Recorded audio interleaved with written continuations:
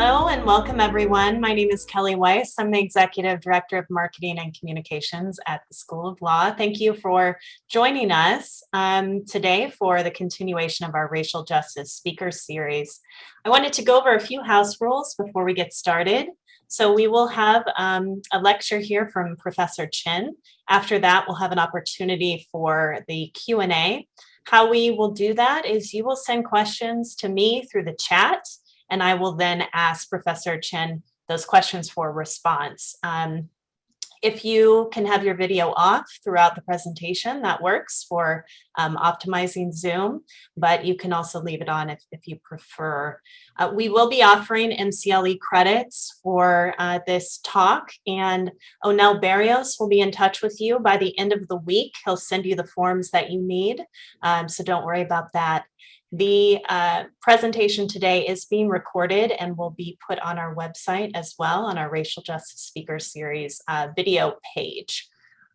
With that, I will hand it over to Dean Johnson, but before I do, I wanted to mention two other events that we're going to have to kind of conclude our spring semester and academic year. On April 7th, next week, Professor Raquel Aldana will be concluding the Racial Justice Speaker Series, so you can tune in for that. It's going to be at the same time as this. And then on April 22nd, Professor Karima Banoun is going to give a global perspective on far-right extremism and human rights in the United States, and that's going to be a lunchtime lecture as well. So look for information from us.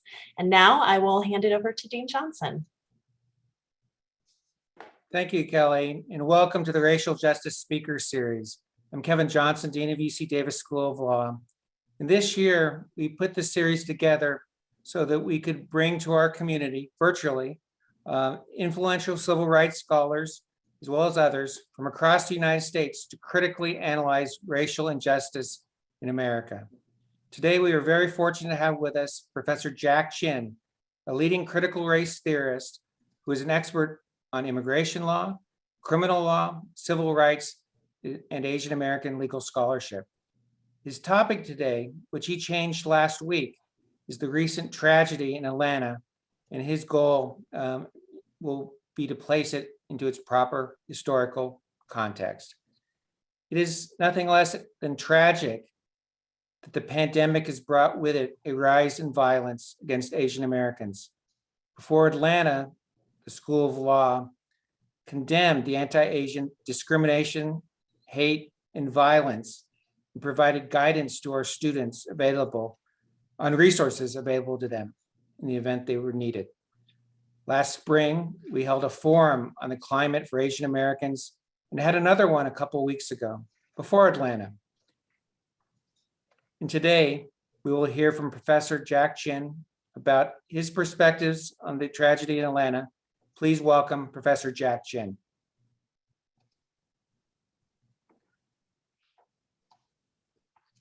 Thanks so much, Kevin and Kelly, for giving me this opportunity to speak. I'm particularly grateful to our students and alums who, through their leadership, have asked the institution to respond to the things that have been happening in this country in the last couple of years and in recent months. I also want to say a special thank you to the alums and other donors who've contributed to the support of the law school that enabled me to do the research that I am going to talk about today. Some of it is my research, others I borrowed from others. Can people see my PowerPoint slides? Okay.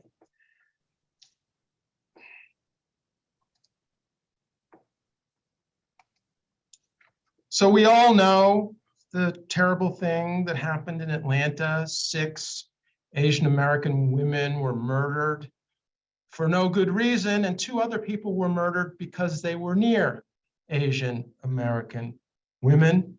And this takes place in the context of a stressful situation that we've all been feeling, political turmoil in this country, plus, of course, the COVID-19 pandemic.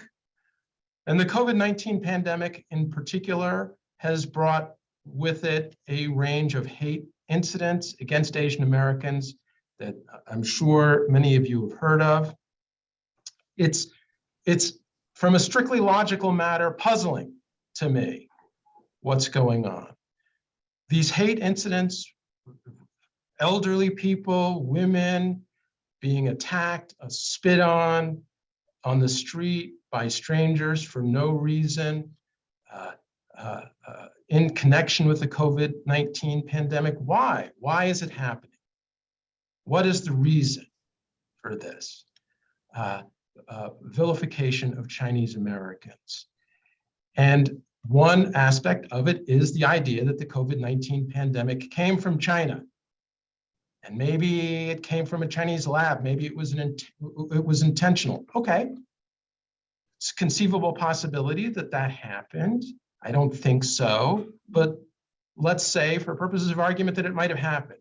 What does that have to do with Chinese Americans? Like me, who are here in the United States, haven't been to China, don't do that sort of thing, could not possibly have brought the virus here because I wasn't there. And I think the answer is a concept that Asian American scholars and other scholars have talked about for a long time, and that is that the idea that Asians are perpetual foreigners no matter how long they've been in the United States or their situation in the United States here. The sort of prior example of this was something that many Asian Americans, including myself, have experienced, and that is when a well-meaning person asks, "Where are you from?" And you say Oakland or Indianapolis, and the follow-up question is, "No, where are you really from?" With the implication being that even if you've never been to China or Japan or the Philippines, there's some intrinsic racial connection of you to this ancestral. There's some magical, mystical, inevitable link between Chinese Americans, say, and China. Okay, but what about the Korean Americans, the Japanese Americans, the Asian Americans who have nothing to do with China? Why are they blamed for the pandemic? Why are they attacked and spit upon? And I think the answer is because through the concept of Mongolian, through the concept of the yellow race, there's a tradition of all Asians being lumped together. No difference between Japanese, Chinese, Asians, other Asians. We saw this in the Vincent Chin murder in 1978, where two unemployed auto workers who were resentful of Japanese competition, Japanese cars, killed a Chinese American person who was from Detroit and had nothing to do with the Japanese auto industry because he was an American from Detroit. Another aspect of the situation here is hypersexualization of Asian women. There's an idea which I'm going to elaborate on a little bit further, that Asians are perverse sexually, and that in some deep way, they're here to be used by the larger society and then discarded or not.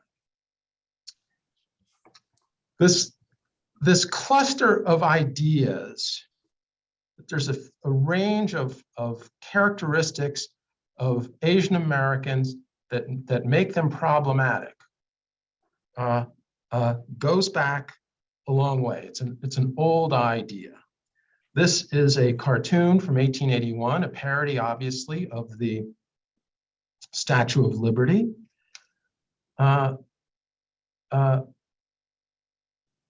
Opium pipe in Liberty's left hand, foot on the skull of presumably a white American.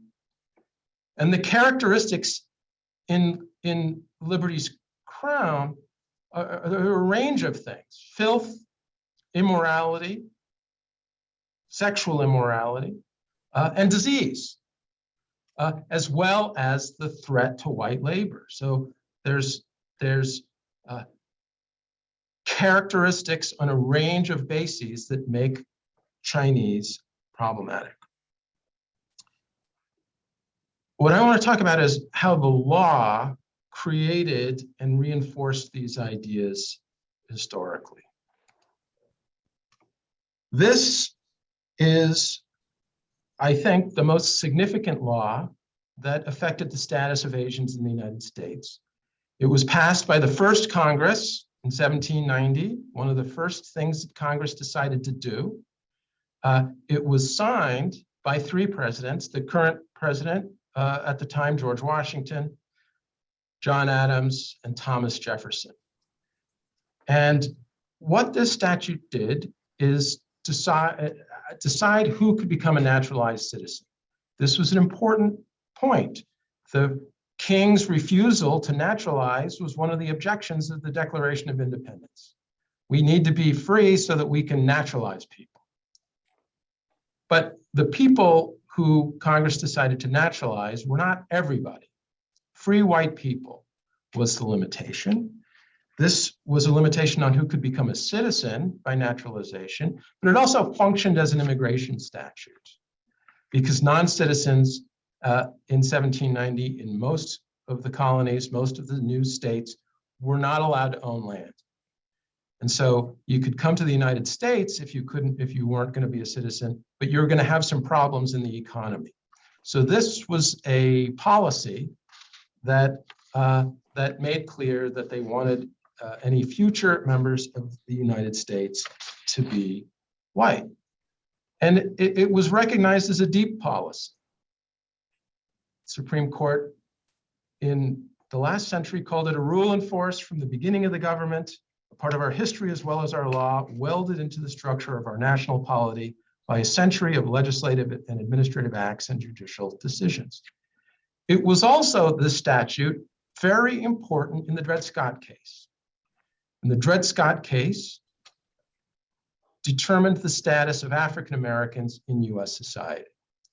And Chief Justice Taney, in his majority opinion, explained that African Americans could never be citizens because of their inferiority.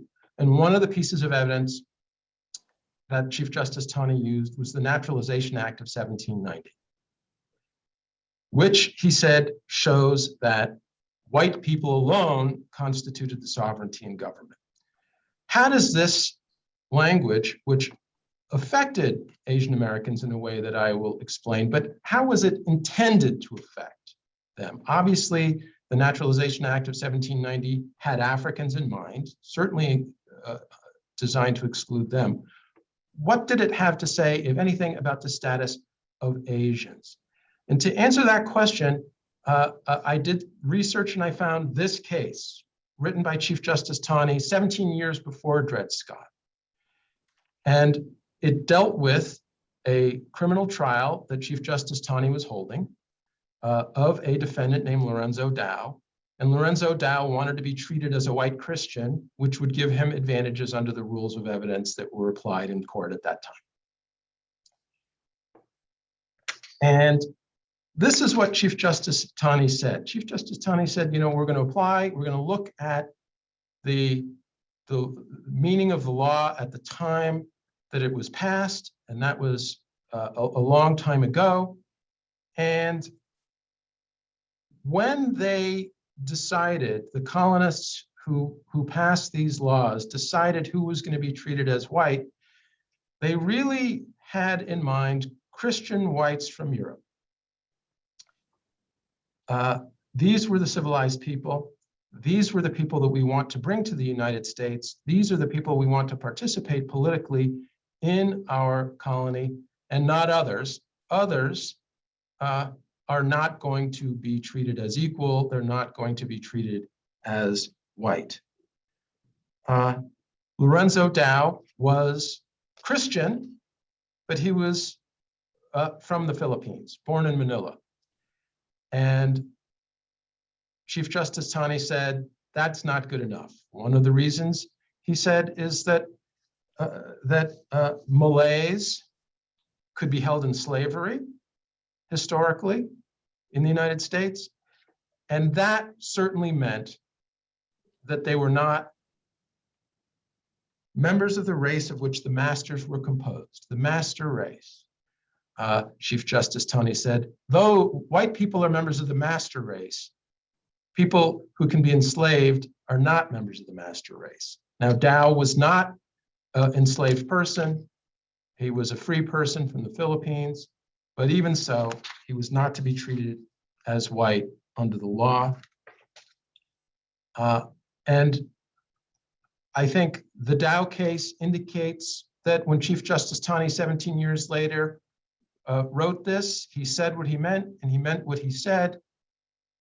His view is that the Constitution and this statute were for the white race, and they alone, not including Asians, constituted the sovereignty in the government.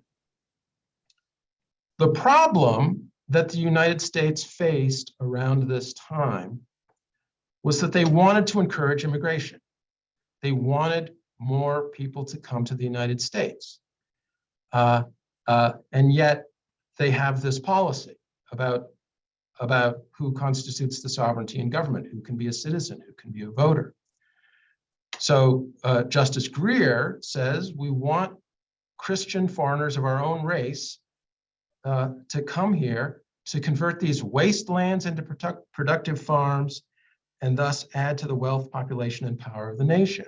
The wastelands, of course, he's referring to are Indian lands. We want Europeans to come over and take these lands that the Indians are wasting and turn them into something good. So the tool that was used to encourage white immigration and discourage other immigration, one of them was the Declaration of Intent. From 1795 to 1952, the first step in becoming a naturalized citizen was filing this Declaration of Intent, which is a court paper.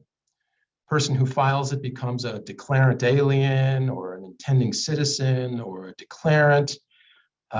This is Maria von Trapp's Declaration of Intent, you know, The Sound of Music. And as you can see, it asks for color and race. Two boxes to fill in to make sure that the person is eligible under the Naturalization Act. And the Declaration of Intent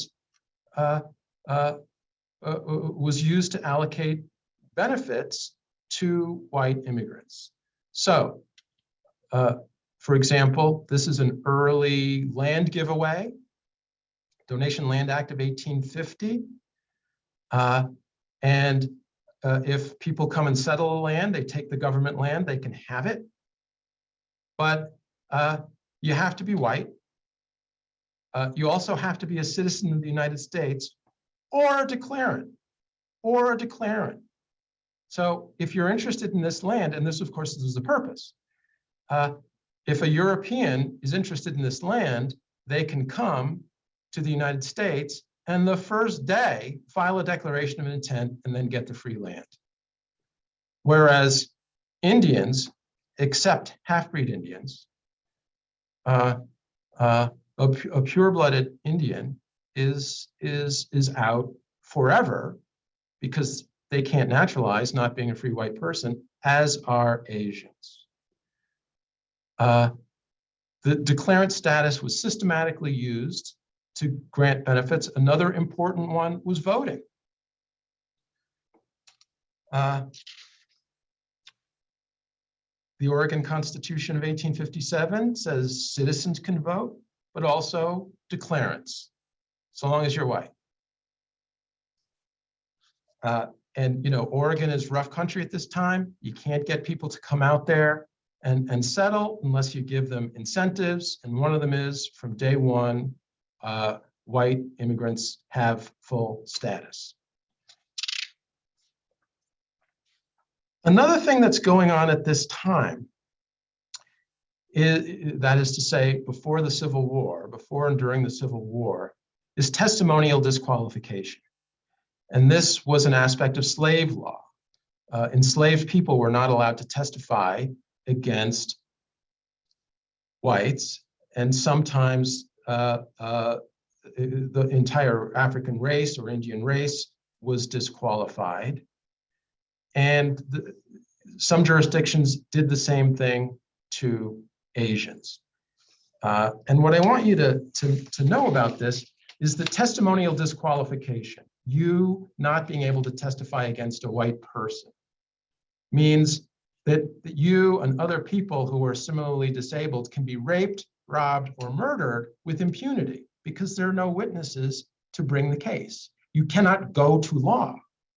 And this is a tremendous, tremendous disadvantage. So then we have the Reconstruction Amendments. We have the Civil War. It is unquestionably a great change. There is a great alteration in the status of people in the community.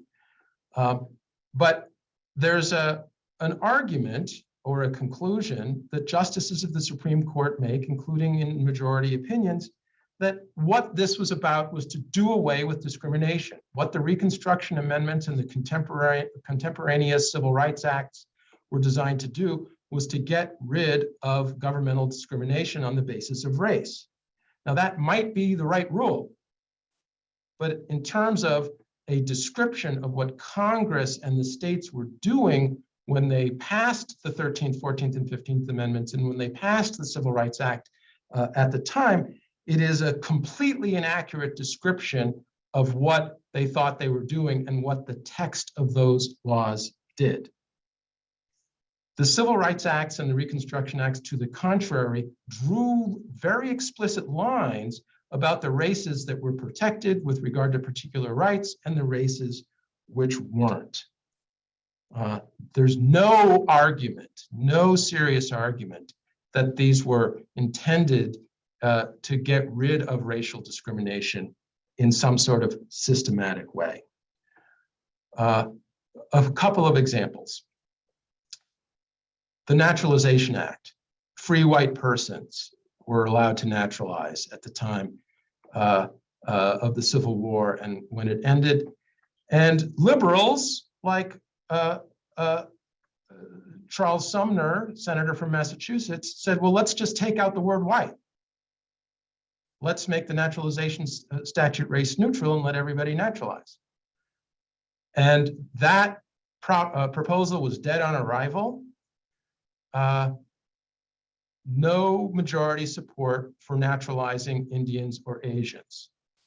Instead, Congress said, well, African Americans, that's different. So they allowed persons of African nativity and descent to naturalize in addition to white people, but they very consciously decided not to extend that to members of other racial groups. The 15th Amendment, Section 1, the right of citizens of the United States to vote shall not be denied or abridged by the United States or by any state on account of race, color, or previous condition of servitude. This is a Jim Crow law. This is a racially discriminatory law. Once again, Charles Sumner said, hey, let's just say the right to vote shall not be abridged on account of race. Unacceptable. Why was that unacceptable? The reason it was unacceptable is because 21 states allowed declarants to vote. And they wanted to be able to discriminate among non-citizens. They wanted to be able to allow white non-citizens to vote while still denying Chinese and Indians the right to vote. So the 15th Amendment was designed to uphold laws like this. Chinese and Mongolians and Indians, sorry, you can't vote. You can't have that privilege. The next burden faced by Asians in the United States was immigration. As late as 1852, the Supreme Court could say, we're a nation of open borders. Anybody can come here, doesn't matter your situation. There's some state regulation, so this arguably is not entirely true, but there was some significant truth. Certainly, as a question of federal regulation, there was no federal law that prevented anybody from coming here.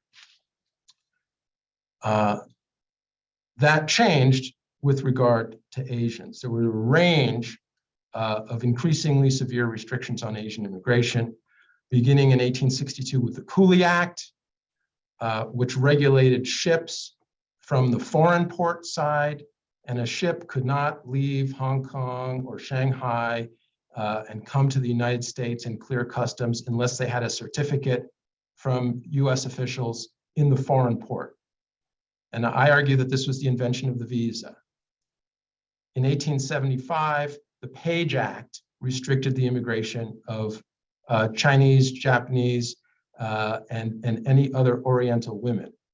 And the premise was that they were presumptively prostitutes, and therefore they were almost entirely excluded, which has substantial implications for the development of an Asian community if women are excluded, given the anti-miscegenation laws that I'm going to refer to momentarily. Then in 1882 and 1888, we have the Chinese Exclusion Act and its enhancement. The scholar Beth Lou Williams wrote in her book, The Chinese Must Go, about the violent inspiration of these laws. Before the Chinese Exclusion Act, before its enhancement, there were scores and scores of incidents of ethnic cleansing, violence against Chinese in particular towns in Washington, in Oregon, in Montana, in Wyoming, in California, where they're driven out of town, burned out, ordered to leave. There is rampant lawlessness in the West against Chinese. And the response of the government, the response of Congress, is not to say, gee, there are folks who are disobeying the law, we should punish them.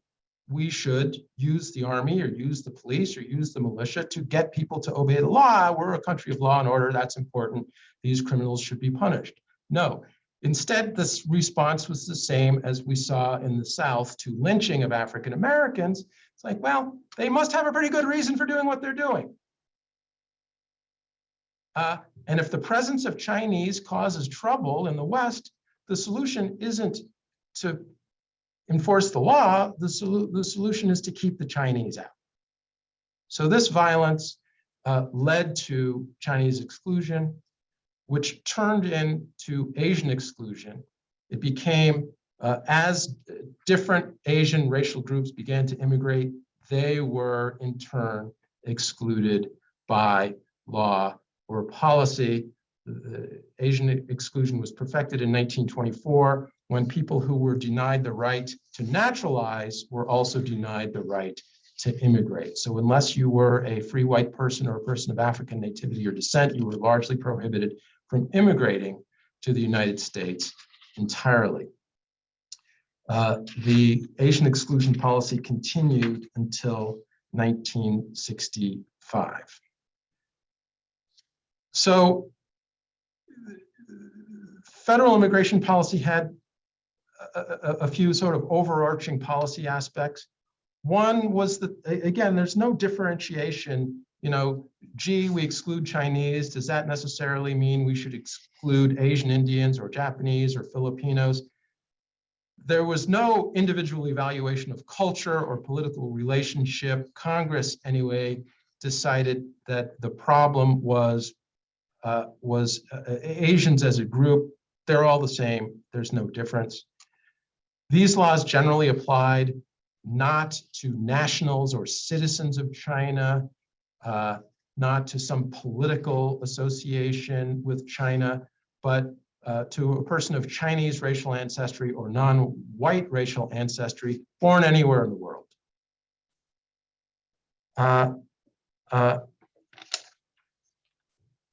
The reason for it was explicitly racist.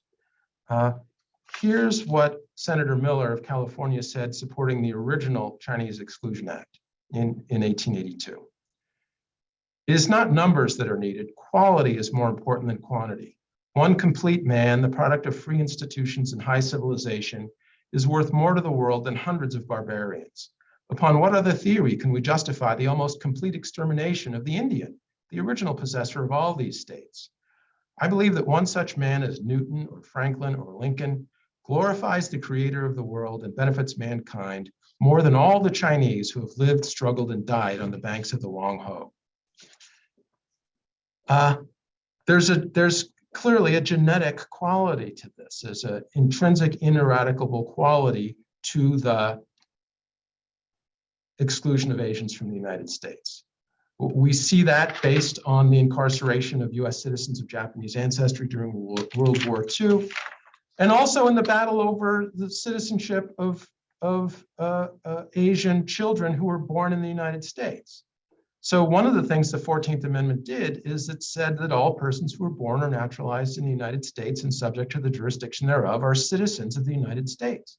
And that would seem to suggest that that Chinese or Italians or Africans born in the United States are citizens of the United States.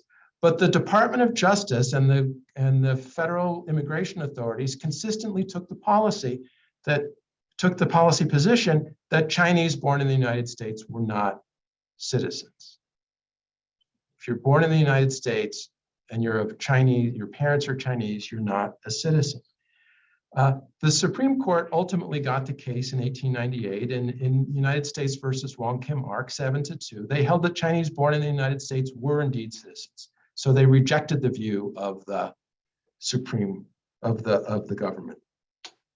But the Solicitor General's argument was deeply was about the ineradicability of foreignness. They said, for the most persuasive reasons, we have refused citizenship to Chinese subjects, yet as to their offspring, who are just as obnoxious, and to whom the same reason for exclusion applies with equal force, we are told that we must accept them as fellow citizens, and that too because of the mere accident of birth. There certainly should be some honor and dignity in American citizenship that would be sacred from the foul and corrupting taint of a debasing alienage. Are Chinese children born in this country to share with the descendants of the American Revolution the exalted qualification of being eligible to the presidency of the nation, conferred by the Constitution in recognition of the importance and dignity of citizenship by birth? If so, then verily there has been a most degenerate departure from the patriotic ideals of our forefathers, and truly in that case, American citizenship is not worth having. So Asians after that those born in the United States were citizens, but they were subject to the usual incidents of Jim Crow that African Americans and indigenous people were subject to. Asians were prohibited from marrying white women or white people in 15 states, which was a problem given the exclusion of immigration of Asian women. A problem for family formation and continuation of Asian communities in the United States. 15 states passed laws designed to prevent aliens who were racially ineligible to citizenship from owning land. This was primarily targeting Japanese immigrants, but it applied to all aliens ineligible to citizenship. Asians were commonly covered by restrictive covenants that prohibited non-whites from occupying residential real estate. These were common in places like Davis, California, as well as thousands and thousands of other communities across America. School segregation in various jurisdictions, a wide range of kinds of labor protectionism designed to keep whites from having to compete with Asians for jobs. So here's something from the Sacramento City Charter in 1891. They can't employ Chinese or buy things made by Chinese under the city charter. It's a provision of the Reclamation Act of 1902, which did things, Federal Reclamation Act, which did things like build the Hoover Dam. A couple of the provisions that were designed to protect labor were to say that an 8-hour day shall constitute a day's work. That was a demand of labor.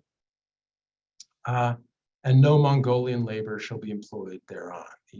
Work is for white people. The best work is to be reserved for white people.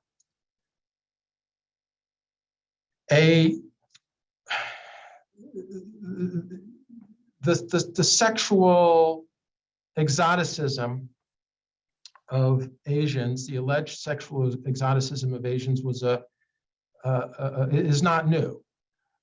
In 1909, a Chinese restaurant worker named Leon Ling murdered his girlfriend, Elsie Siegel, who was a missionary and the daughter of a Union Civil War general in New York.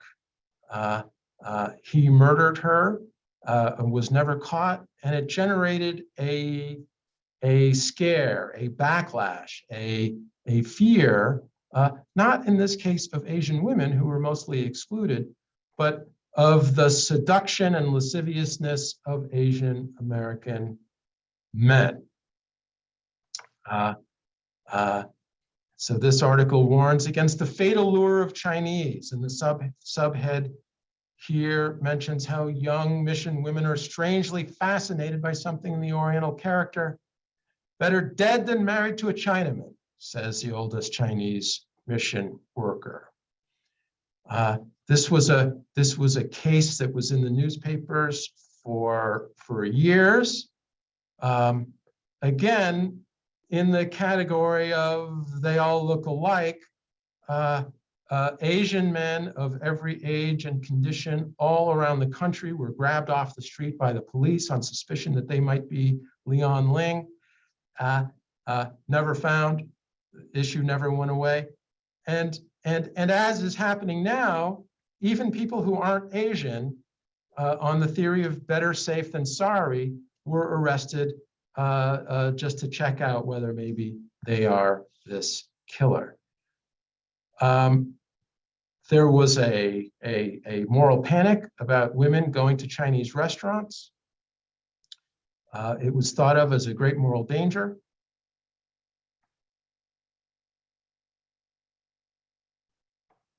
The American Federation of Labor, killing two birds with one stone, proposed this resolution to prohibit white women from working in Japanese or Chinese restaurants. Leon Ling was Chinese, no particular reason to include Japanese here, but what the heck, if we're going to pass a resolution, we might as well include Japanese.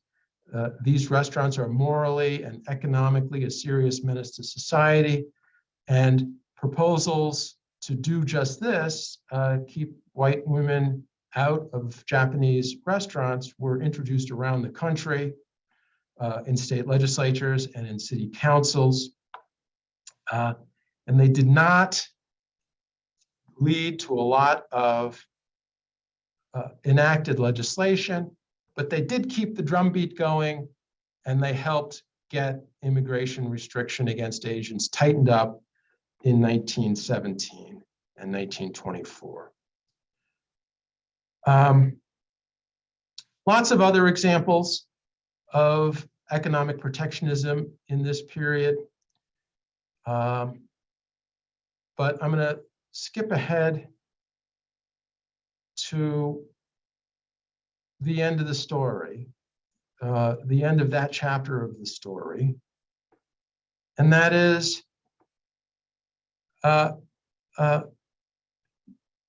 Asian exclusion worked. Asian exclusion accomplished its goal of making sure that this nation of immigrants, in a world where half of the world's population is Asian, did not have any significant Asian population. In 1960, about 1/2%. The fear of Asian influence in this society was met, and that problem was solved in the same way that the threat of Indians was solved. The population of Indians too was insignificant in 1960, and they were, like Asians, essentially completely subject to the control of the larger society, control of their property, etc.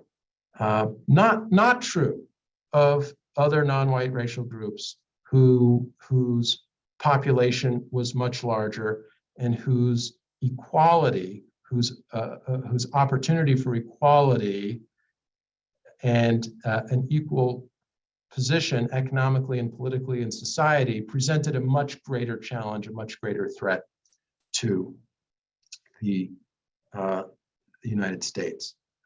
I want to close by, asking the question of how much has changed. Obviously, a lot has changed.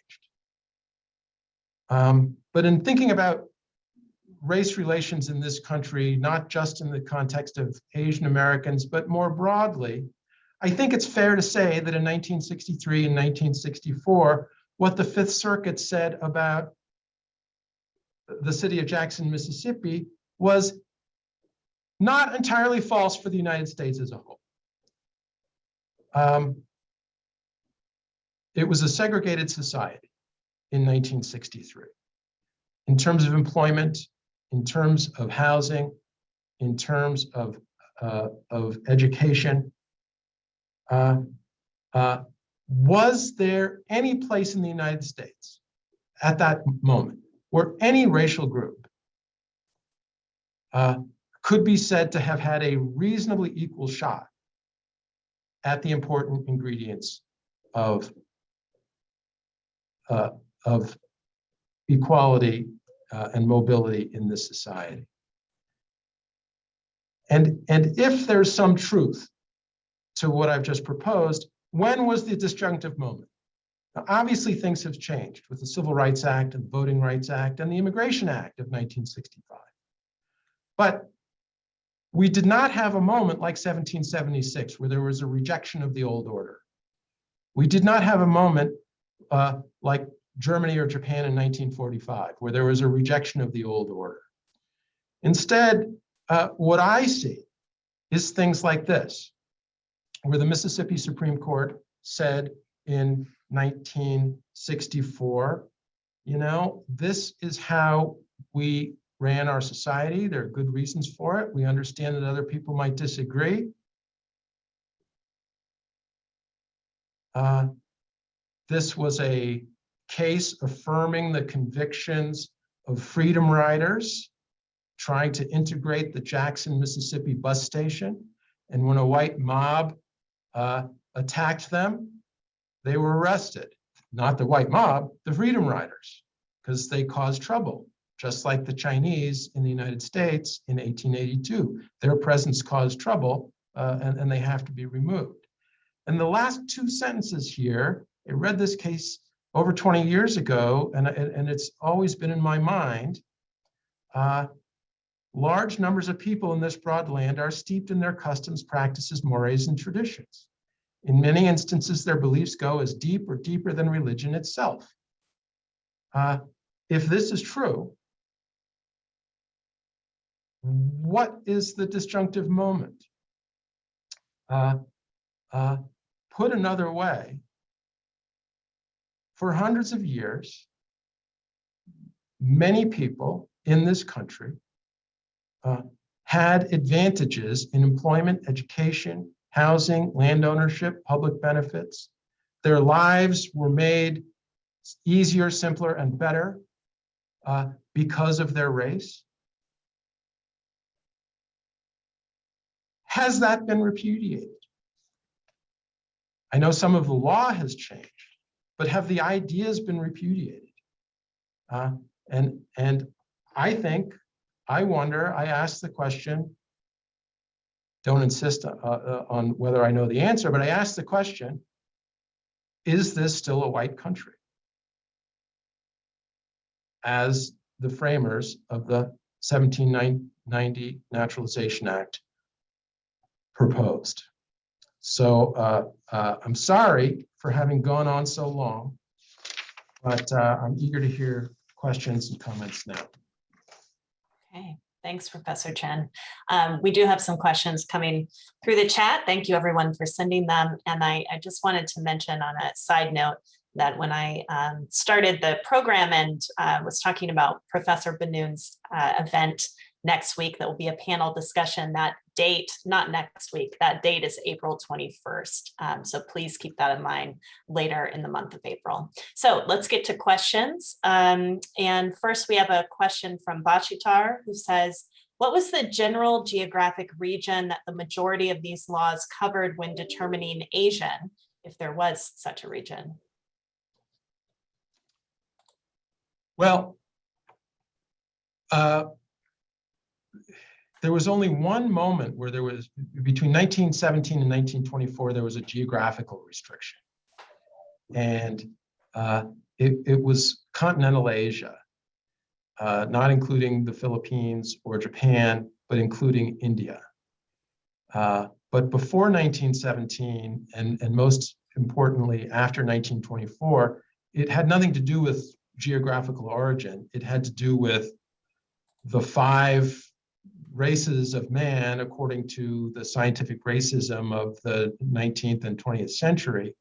And it had to do with whether the person who wanted to come to the United States was white or black, in which case you could come, or were you red, yellow, or brown, in which case, with some exceptions and complications, you could not. Okay, great. We did actually have a question from Professor Larson about the Philippines. And he said, how does American possession of the Philippines from 1898 to 1947 fit into this narrative? Well, there was an enormous range of sort of promised advantages and disappointment with regard to the Philippines.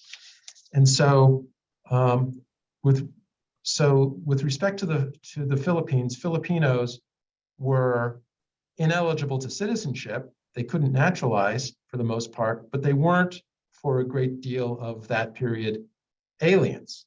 They were considered non-citizen nationals. And so they did sometimes have the opportunity to come to the United States as non-citizen nationals. There were a number of special naturalization privileges for them. And so Filipinos, but not other Asians, who served in the US military could naturalize. So there was an exception for veterans in the Philippines. In World War II, there was a promise which was largely breached, but there was a promise that Filipinos who served in or with the US Armed Forces against the Japanese would be given a fast track to citizenship. That the rug was pulled out from under that administratively, but some number of people got it. It's been a political issue since World War II, and in the 90s there was a remedy. So there was some flexibility for Filipinos, but they were not treated as white either. Okay. A question from Kristen is, my great-grandfather was a merchant and was able to travel between San Francisco and China several times. Do you know what allowed Chinese Americans like him to move back and forth and bring his wife and children to the US in 1915? I do. And so this is, every racial group, every national group has an immigration story, and there are variations. And the thing about Chinese immigration is that it was never absolutely shut off, even after the Chinese Exclusion Act, because on the one hand, there was a great hostility towards Chinese communities arising in the United States. But on the other hand, there was a huge desire for trade with China and with other Asian countries. And so throughout the whole period, and I think this contributes to the whole model minority business, but from 1882 to the present, there always was an opportunity for Chinese merchants and Chinese scholars and students to immigrate to the United States, at least temporarily. Excuse me. And so Chinese merchants were allowed to come to the United States and do business. There was a lot of scrutiny of that to avoid evasions of the Chinese exclusion laws, and it was easy to get sent back.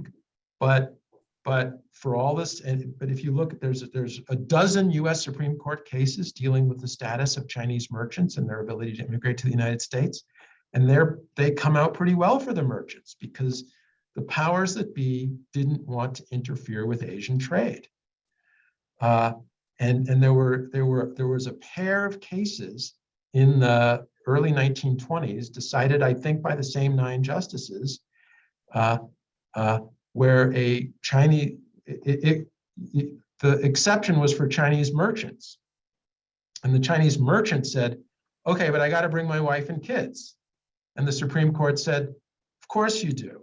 We're going to let you bring your wife and kids because there's a treaty that allows Chinese merchants to come, and there's an exception in the immigration law that allows Chinese merchants to come, and you can't move to the United States and do business without your family. So we're going to read in an exception to allow the wife and children of a Chinese merchant to come. That same year, a US citizen of Chinese ancestry wanted to bring his wife from China.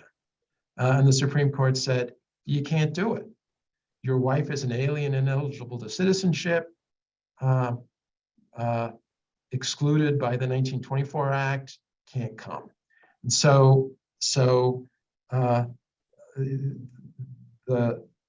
rights of U.S. citizens of Chinese ancestry, the Supreme Court thought were subordinate to the rights of a merchant because of the purposes and structure of the law. Okay. A question from Safa, who writes about current laws and asking about current laws that discriminate against Asian immigration. And you can see this in quotas in the number of immigrants. Comment on that. So the 1965 Immigration Act eliminated racial bars, and it tried to put all countries of the world on the same basis, including countries which maybe there's a special relationship with, like Mexico, Canada, and historically there had been no special per country limitations for countries of the Western Hemisphere because of the Monroe Doctrine. But the way that it worked is that a tiny little country like Monaco would have the same quota as a larger country, or a country that maybe has a special relationship like Mexico, China, or India. And so the way that it's worked out, there are these per country limitations, which have been a fixed feature of the law for some time. And there's no adjustment for population size or demand. And so it's much easier to immigrate from some countries than it is from others. The Philippines, China, Mexico, and India in particular have longer waiting lists. There may be some that I've forgotten. On the other hand, it's also true that China, Mexico, India, the Philippines have had great numbers of immigrants since 1965. I argue that the 1965 Act was the most successful civil rights law of that era, because the Voting Rights Act, as we're still struggling today, has not put people of color on a level playing field. Neither has the Civil Rights Act in terms of employment or in terms of access to public accommodations. But the Immigration Act really did put people of color on a level playing field. Before 1965, 3/4 or 80% of the immigration to the United States was European. Since then, with no preference for the third world or people of color or Asia or historically disadvantaged countries or anything like that, it's been 3/4 or more people of color on a race-neutral basis of family connections or job skills. And so I think it's been it has a number of significant problems, but at the same time, overall, it successfully reduced the impact of race in the immigration stream. We have a question from Christine, who writes history of pitting minority groups against each other and its implications to the recent surge of anti-Asian violence committed by other people of color. Can you repeat the first part of the question? Sure. The question was about the legal history of minority groups being pitted against each other, and how that is being seen today with recent surge in violence. Yeah. I mean, you know,